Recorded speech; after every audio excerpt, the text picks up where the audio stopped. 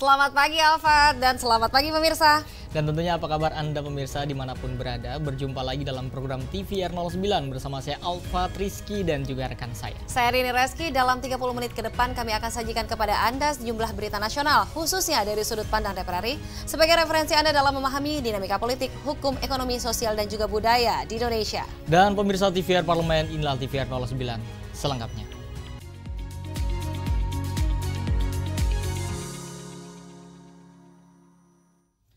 Pemirsa, Komisi 10 DPR RI menekankan pentingnya dukungan anggaran untuk peningkatan prestasi olahraga nasional.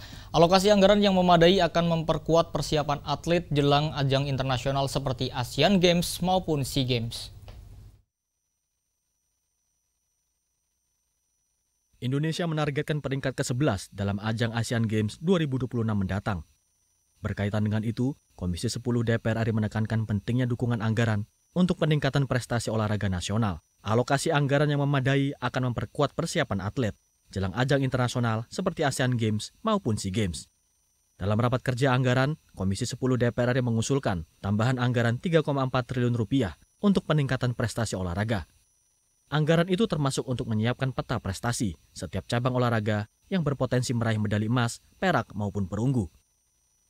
Nah, kami tadi bersepakat dengan Kemenpora untuk sama-sama mengajukan kembali kepada pemerintah tambahan anggaran sebesar 3,456 triliun. Itu untuk apa? Untuk peningkatan prestasi olahraga, untuk peningkatan kegiatan-kegiatan kepemudaan, dan tentunya sarana dan prasarana olahraga kita yang hari ini sangat kurang sekali, baik di daerah maupun secara nasional. Kami tadi meminta agar ada peta prestasi masing-masing cabur. Nah, kira-kira cabur dengan peta itu nanti kita bisa mengetahui mana cabur yang berpotensi meraih medali emas, mana juga yang berpotensi perak, mana juga berpotensi perunggu, dan mana yang tidak berpotensi sama sekali. Nah, kita akan support agar betul-betul bisa mendongkrak perolehan medali kita sehingga posisi kita di Asian Games dapat meningkat, termasuk di Olimpiade maupun di SEA Games. Selain mewujudkan prestasi olahraga, tambahan alokasi dana Kemenpora dinilai strategis untuk menyiapkan generasi emas 2045. Julian, TVR Parlemen melaporkan. Gugatan terhadap Undang-Undang Nomor 4 Tahun 2016 tentang Tabungan Perumahan Rakyat atau TAPERA telah digugat oleh Mahkamah Konstitusi atau MK. Wakil Ketua DPR RI Sufmi Dasko Ahmad meminta Badan Keahlian atau BK DPR RI untuk membuat kajian terkait gugatan terhadap Undang-Undang TAPERA itu. Mahkamah Konstitusi atau MK mengabulkan gugatan terhadap Undang-Undang Nomor 4 Tahun 2016 tentang Tabungan Perumahan Rakyat atau TAPERA. Wakil Ketua DPR RI Sufmi Dasko Ahmad mengatakan telah memantau terkait putusan Mahkamah Konstitusi atau MK. MK memutuskan kepesertaan TAPERA tidak lagi menjadi suatu kewajiban. Undang-Undang TAPERA dinyatakan bertentangan dengan konstitusi dan harus ditata ulang dalam kurun waktu paling lama 2 tahun. Sufmi Dasko meminta Badan Keahlian atau BK DPR RI untuk membuat kajian terkait gugatan terhadap Undang-Undang TAPERA itu. Balik DPR serta komisi terkait juga perlu berkoordinasi untuk menyikapi putusan MK. Ya, kami ada juga memonitor beberapa putusan MK yang juga baru selesai diputuskan termasuk TAPERA. Kami sudah minta kepada Badan Keahlian DPR untuk membuat kajiannya yang nanti akan dikoordinasikan dengan Balik DPR dan komisi teknis terkait untuk menyikapi apa yang kemudian harus diperbuat terhadap putusan MK tersebut. MK menyatakan pasal 7 ayat 1 Undang-Undang TAPERA yang mewajibkan setiap pekerja termasuk pekerja mandiri yang berpenghasilan upah minimum untuk menjadi peserta TAPERA tidak sejalan dengan Undang-Undang Dasar 1945. MK mengatakan pasal itu membuat para pekerja harus menanggung beban tambahan karena TAPERA dianggap memaksa. Pasal 3 Undang-Undang TAPERA menyebut bahwa TAPERA bertujuan untuk menghimpun dan menyediakan dana jangka panjang untuk pembiayaan perumahan bagi peserta. Besaran iuran TAPERA sebesar 3%, masing-masing ditanggung pekerja sebesar 2,5% dan perusahaan 0,5%. Zikri, Yaserto Denus, TVR Parlemen melaporkan. Pemirsa, berdasarkan data Badan SAR Nasional terdapat 100 orang santri menjadi korban dalam musibah ambruknya musola di Pondok Pesantren Al-Khozini, Sidoarjo, Jawa Timur. Dan pemirsa, informasi selengkapnya tentunya kami hadirkan usai jeda, tetaplah bersama kami di TVR 09.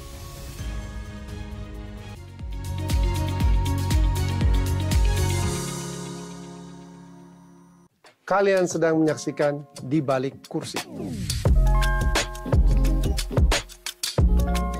Ini sebuah misi untuk bantu orang banyak, untuk juga bantu teman-teman dari latar belakang profesi yang saya tekuni. Dua hal itu. Buat saya, kalau orang berpolitik atau ikut dalam kegiatan politik, dia mesti punya modal itu. Dia mesti punya lingkaran kepedulian yang cukup besar dari hanya dirinya atau bahkan keluarganya, tapi peduli kepada banyak hal yang dialami masyarakat. Saya udah bilang ke teman-teman pemusik yang biasa bantu saya, kalau saya jadi anggota DPR, kalian semua akan saya bayar lebih banyak. Mereka tentu senang sekali. Wah, asik tuh. Tapi saya kasih tahu alasannya. Karena kita kemungkinan manggungnya akan jarang. Nyok, kita nonton ondel-ondel, nyok, gitu kan. Apalagi liriknya? Ku hargai.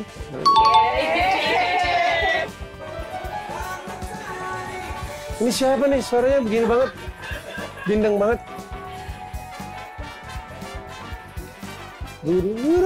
Kok tinggi banget ini?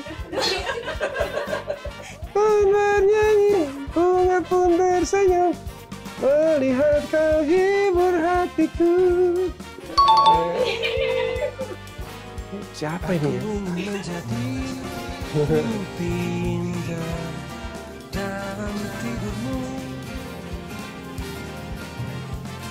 Aku ingin menjadi sesuatu yang mungkin bisa kau rindu. Ya, gitu. Segera, hanya di TVR Parlemen.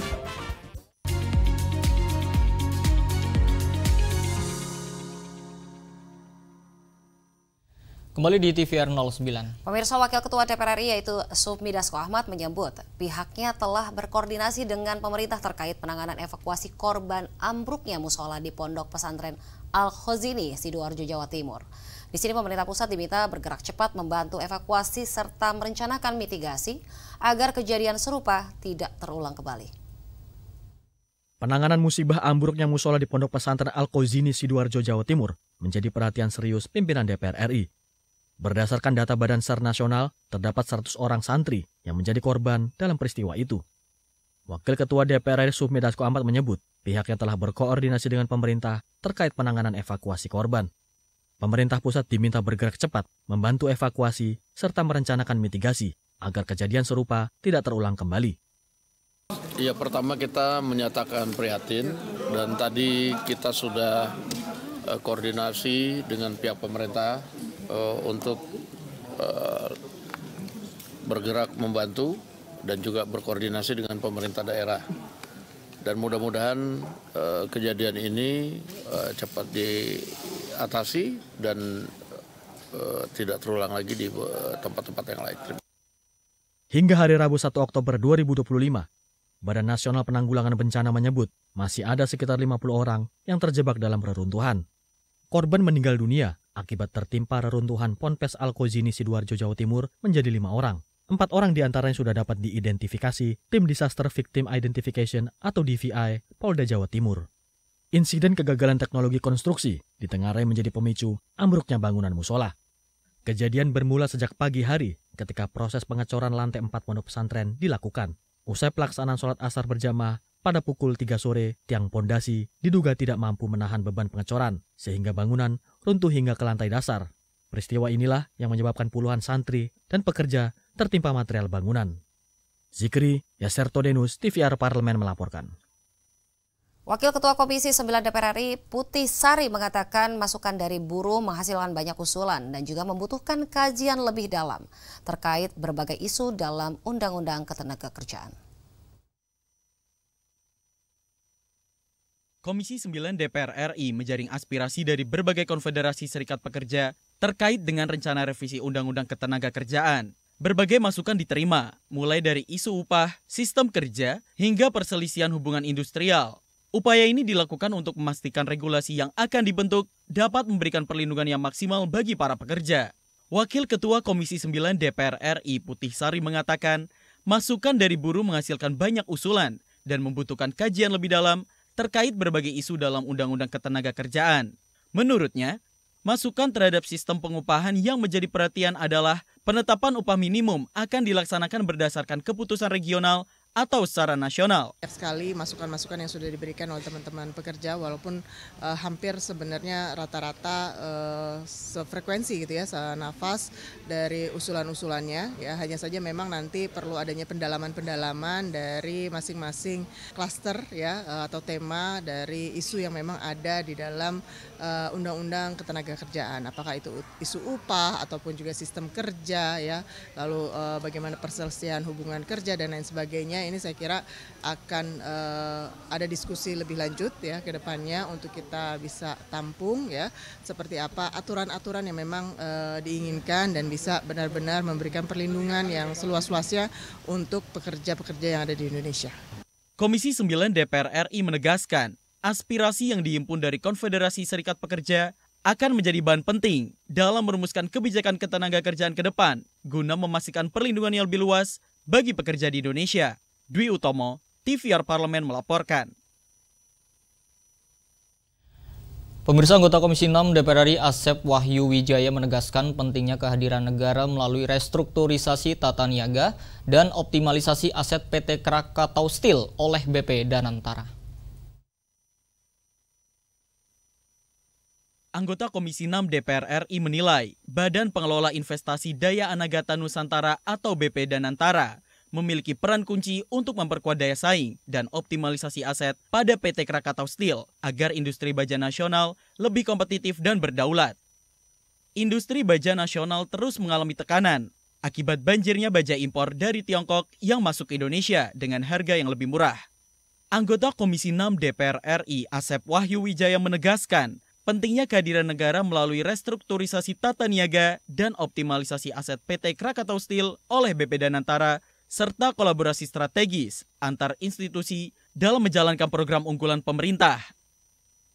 Jadi saya kira soal-soal ini barangkali kita proses sama-sama agar pertama hutang kita bantu restrunya, proteksi tata niaganya. Ketiga, proteksi juga dengan biaya masuk yang fair sehingga harga kita jadi kompetitif. Nah, bagaimana mungkin mereka bisa kompetitif? Hutangnya banyak, harus beropeksnya juga barangkali tinggi, sementara di luar ini masuk dengan begitu bebasnya dan harga biaya masuk yang murah. Lebih lanjut, Asep Wahyu Wijaya menyoroti perlunya perlakuan yang setara dalam dukungan negara terhadap BUMN-BUMN strategis. Ia membandingkan besarnya bantuan keuangan yang diberikan kepada PT Garuda Indonesia, meskipun memiliki ekuitas negatif. Sementara PT Krakatau Steel yang masih memiliki nilai aset positif, justru belum mendapatkan intervensi yang maksimal. Adila dan Jaya, TVR Parlemen melaporkan. Pemirsa, kita sedang memasuki sebuah babak penting dalam sejarah pengelolaan badan usaha milik negara. DPR RI bersama pemerintah menghadirkan Undang-Undang BUMN yang baru sebagai pijakan dalam menciptakan BUMN yang lebih modern, profesional, dan berdaya saing tinggi. Tentunya informasi selengkapnya seperti apa tetaplah di TVR 09.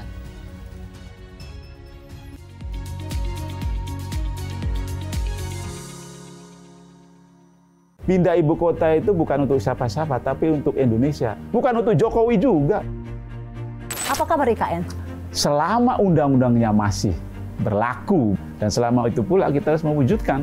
Kenapa kita harus ragu terus? Tapi wajar nggak sih Pak, masyarakat masih menyimpan keraguan? Ya karena elitnya juga masih ragu. Tegas saja, kalau memang kita masih punya undang-undang itu, ya laksanakan udah. Kalau memang tidak setuju, ya cabut undang-undangnya. Berani apa tidak?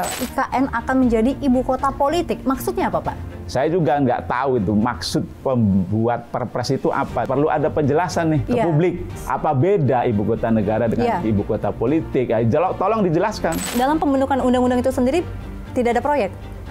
Proyek apa, Mbak? Hanya di TVR Parlemen. Hai, sekarang kamu bisa menyaksikan program-program TVR Parlemen di First Media, channel 18 ya.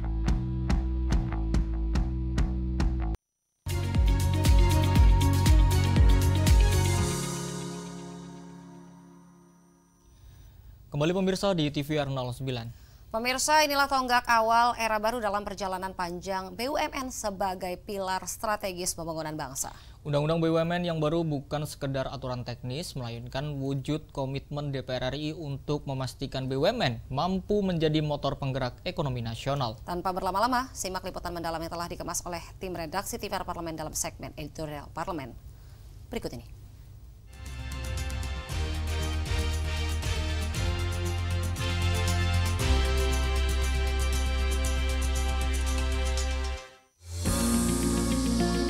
Rapat paripurna DPR RI mengesahkan perubahan keempat atas Undang-Undang BUMN. Revisi atas Undang-Undang BUMN dilakukan berdasarkan surat Presiden kepada DPR RI. Revisi ini untuk mengakomodasi putusan MK yang memberi tenggat 2 tahun untuk menyesuaikan aturan. Selain itu, masukan publik sejak pengesahan perubahan ketiga Undang-Undang BUMN menjadi perhatian serius DPR RI. Dalam prosesnya, pembahasan revisi Undang-Undang BUMN berlangsung secara terbuka dan aspiratif. Banyak pihak telah dilibatkan dalam pembahasan RUU BUMN, termasuk para pakar dan akademisi. Undang-Undang BUMN direvisi untuk meningkatkan tata kelola BUMN agar lebih profesional, transparan, dan bebas dari konflik kepentingan. DPR RI dan pemerintah ingin meningkatkan efisiensi dan membenahi tata kelola seluruh entitas BUMN, termasuk adanya ketentuan tentang pejabat BUMN merupakan pejabat penyelenggara negara yang tunduk kewajiban hukum maupun pengawasan eksternal. Dengan begitu, BPK bisa memeriksa laporan keuangan BUMN sejalan dengan pembahasan RUU BUMN yang menekankan keuangan BUMN merupakan keuangan negara. Dengan ketentuan itu, BUMN menjadi lebih disiplin dalam menjalankan program dan kebijakan. Dengan tata kelola yang lebih ketat, diharapkan mampu menciptakan organisasi dan korporasi yang lebih sehat dan berdaya saing. Undang-Undang BUMN yang baru disahkan juga secara tegas memuat larangan rangkap jabatan untuk menteri dan wakil menteri pada jabatan direksi, komisaris, dan Dewan Pengawas BUMN. Pengaturan ini kembali ditekankan untuk menghindari potensi konflik kepentingan dan memperkuat independensi pengawasan di tubuh perusahaan. Organisasi di organisasi BUMN itu bagian dari penyelenggara negara. Komisaris seringkali kan cara ngomongnya beda ya, bukan wamen nggak boleh merangkap komisaris, tapi karena ini adalah undang-undang BUMN, jadi komisaris nggak boleh merangkap wamen dan menteri. Itu berdasarkan keputusan MK. Lalu kemudian apalagi? Kemudian lebih kepada bagaimana lebih baik lagi begitu. Lalu bisa strict dengan corporate program-program atau kebijakan-kebijakan yang untuk pengaturan organisasi atau perusahaan yang lebih baik begitu. Revisi Undang-Undang BUMN itu adalah karena mau mengakomodir atau memasukkan beberapa putusan MK terkait dengan BUMN. Nah, yang terakhir itu adalah putusan MK tentang wakil menteri yang hanya boleh menjabat sebagai komisaris paling lama 2 tahun lagi. Itu dimasukkan. Nah, lalu yang kedua, berdasarkan masukan dari masyarakat pada saat Undang-Undang BUMN direvisi, itu banyak masukan mengenai beberapa hal di situ yang kemudian akhirnya dipikirkan oleh teman-teman untuk kemudian direvisi dan dimasukkan kembali ke dalam revisi yang pada saat ini. Ketentuan baru yang juga dihadirkan dalam Undang-Undang BUMN yang baru adalah mengubah Kementerian BUMN menjadi Badan Pengaturan BUMN. BP BUMN berperan sebagai regulator perusahaan, berbeda dengan BP Danantara yang berperan sebagai operator. BP BUMN akan memegang kendali pengaturan dan pengawasan BUMN, termasuk pengelolaan dividen saham seri Adwi Warna yang mewakili kepemilikan negara. Dengan perubahan status kelembagaan, pegawai Kementerian BUMN otomatis dialihkan menjadi pegawai BP BUMN, dan yang berstatus ASN tidak akan berubah status. Dengan transformasi kelembagaan, DPR RI berharap hadirnya BP BUMN melalui Undang-Undang BUMN yang baru mampu mendorong kinerja perusahaan plat merah semakin profesional, adaptif, berdaya saing global, dan menjadi instrumen strategis yang memberikan manfaat besar bagi negara dan rakyat. Badan Pengaturan BUMN ini adalah regulator, pemegang saham 1% seri A. Kalau Danantara ini kan dia masuk dalam operasional. Ya, jadi ini yang harus ada cross check and balances kan, regulator sekaligus check and balances gitu ya, untuk melihat ini. Jadi supaya ini teratur jalannya, kalau nggak dikontrol, nggak dikasih regulasi kan juga lari kemana-mana gitu. Nah ini yang diharapkan dari undang-undang ini gitu. Ya kita harapkan korupsi bisa turun, good governance bisa naik dan sebagainya.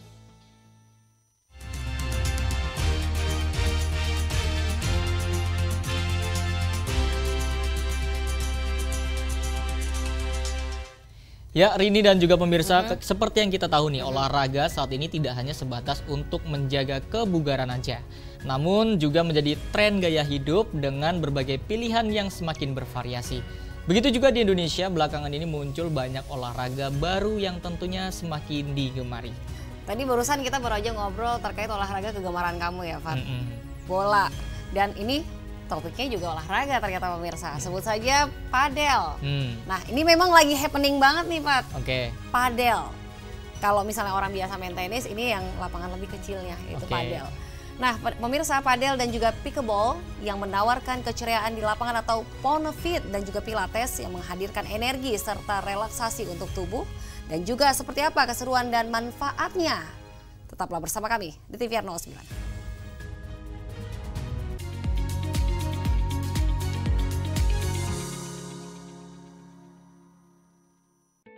Selamat datang di Biro Pemberitaan Parlemen. Anda memasuki kawasan zona integritas menuju wilayah bebas dari korupsi atau WBK dan wilayah birokrasi bersih dan melayani atau WBBM. Biro Pemberitaan Parlemen berkomitmen penuh untuk mewujudkan wilayah bebas korupsi dan wilayah birokrasi bersih dan melayani. Komitmen kami, pejabat dan jajaran memiliki komitmen tinggi untuk mewujudkan WBK dan WBBM melalui reformasi birokrasi, khususnya dalam hal pencegahan korupsi dan peningkatan kualitas pelayanan publik. Kedua, bebas dari korupsi dengan terwujudnya wilayah bebas korupsi atau WBK, yang artinya bebas dari KKN, gratifikasi dan dari segala bentuk pungutan liar atau pungli. Terakhir, pelayanan prima dengan terwujudnya wilayah birokrasi bersih melayani, yaitu dengan meningkatnya kualitas pelayanan publik dan tercapainya kepuasan masyarakat terhadap pelayanan.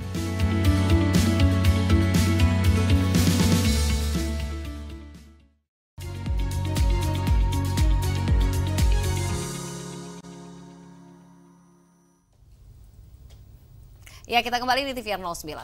Ya pemirsa, tadi Rini sudah menyebutkan terkait dengan olahraga ya sedikit yang sedang happening pada saat ini ya. Ini salah satunya padel nih. Merupakan olahraga raket yang serupa dengan tenis namun dimainkan di lapangan khusus dengan dinding glass. Selain menarik, olahraga ini juga melatih kecepatan dan kerjasama tim. Ada pula pickleball yang menjadi perpaduan antara tenis, badminton dan juga pingpong. Serta mudah dicoba oleh segala usia sehingga jadi favorit baru banyak komunitas. Dan langsung saja tanpa berlama-lama, mari kita saksikan tayangan Intips mengenai 5 olahraga kekinian di Indonesia hanya di segmen Intips.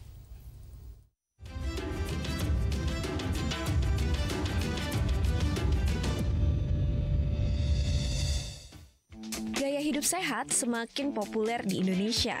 Kini, olahraga telah berevolusi menjadi gaya hidup yang digandrungi oleh masyarakat Indonesia. Nggak cuma olahraga konvensional seperti tenis dan bulu tangkis, tapi sekarang juga banyak olahraga baru yang lagi hype. Karena selain berfungsi meningkatkan kesehatan, olahraga-olahraga ini juga memberikan dampak baik bagi tubuh.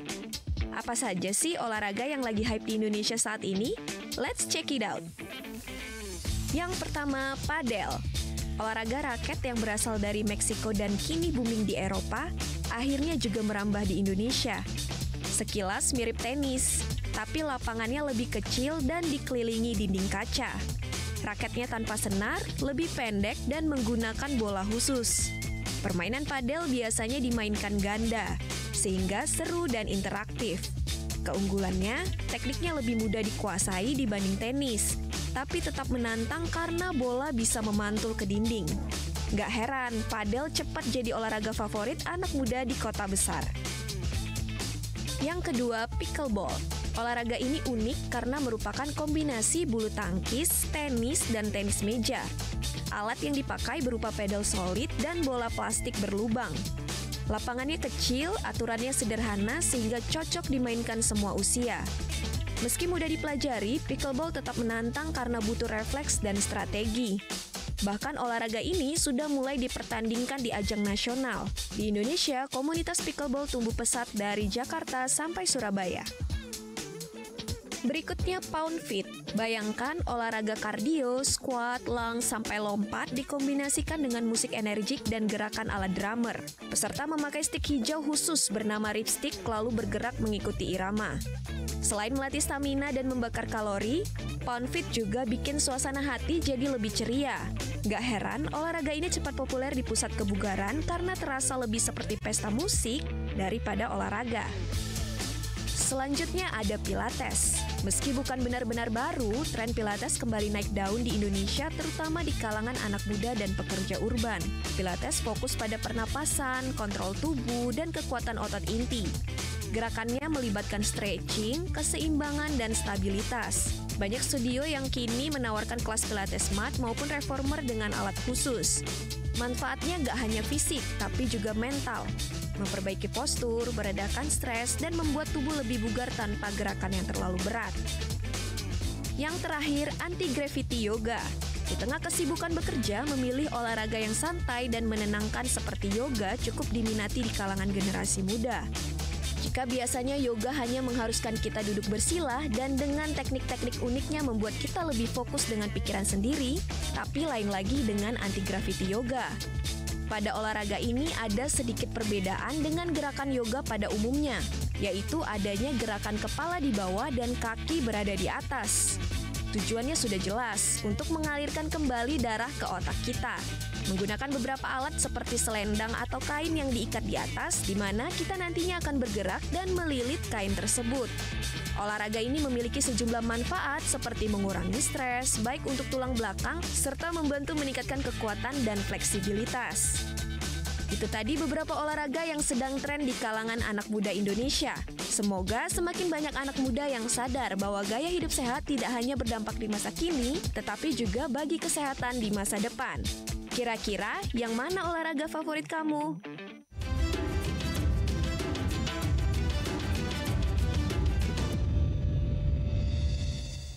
Dan pemirsa, demikian TVR 09 edisi pagi ini. Segenap kru TVR Parlemen yang bertugas mengucapkan terima kasih telah menyaksikan TVR 09.